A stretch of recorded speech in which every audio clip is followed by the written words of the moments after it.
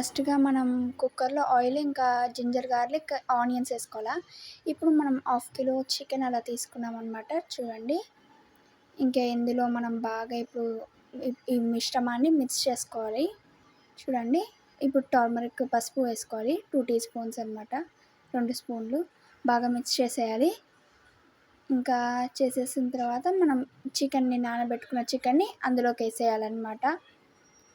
ఇదిగోండి ఇలా వేసేసుకుంటున్నామనమాట మేము. చూడండి. ఇదిగోండి. సాల్ట్ ఏసుకున్నాం ఇప్పుడు. 3 టీ స్పూన్స్ అంటే మీకు తగినంత ఏసుకోండి. ఇప్పుడు మనం కుక్కర్‌కి ఒక 10 నిమిషాలు అట్లా మూత పెట్టేసామనమాట. ఇప్పుడు టమాటోలు తీసుకున్నాం మనం. టమాటోస్‌ని ఒక 4, 5 తీసుకున్నామనమాట. మీకు ఇంకా తర్వాత 4 టమాటోస్ అట్లా. ఇప్పుడు ఒక చింతపండు వేసుకోవాలి. వేసుకున్న తర్వాత ఈ పొడి ఉంది కదా! ఈ పొడి ఇంకా ఈ పేస్ట్, ఇప్పుడు టమాటోస్ వేసే పేస్ట్ నేను తర్వాత చూపిస్తాను. ఇప్పుడు మనం మిర్చి పౌడర్ వేసుకోవాలా కూరలోకి. చూడండి. బాగా కలుపుకోవాలనమాట. చూడండి. ఇదిగోండి. ఇప్పుడు ఆ మసాలా, నేను చెప్పిన మసాలా వేసుకోవాలి. ఇది మళ్ళీ నేను ఇంకొక వీడియోలో అప్లోడ్ చేస్తా. ఇదిగోండి బాగా కలుపుకోవాలనమాట మనం. కలుపుకొని కాస్త చిన్న ఫ్లేమ్‌లోకి పెట్టేసేయాలి. మూత పెట్టేసి ఇదిగోండి ఇందాక మనం టమాటోతో చేసింది కూడా మనం ఇప్పుడు వేసుకోవాలి. బాగా మిక్స్ చేసేసుకోవాలనమాట మనం. బాగా చూడండి మేము ఇలా మిక్స్ చేసేసుకుంటున్నాము.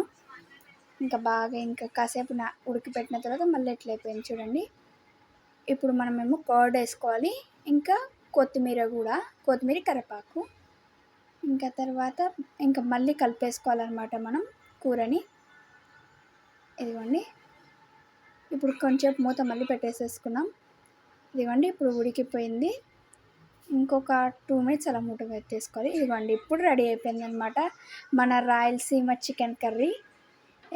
ఎలా ఉందో మీరు కూడా ట్రై చేసి మాకు కింద కామెంట్స్‌లో తప్పకుండా షేర్ చేయండి. ఇదిగోండి రెడీ అయిపోయింది. ఇదిగోండి మేము తింటున్నాను. చాలా బాగుందండి. అంటే నాకు వీడియో తీసేటప్పుడు ఇబ్బందిగా అనిపించేసింది. అందుకు ఇదిగోండి.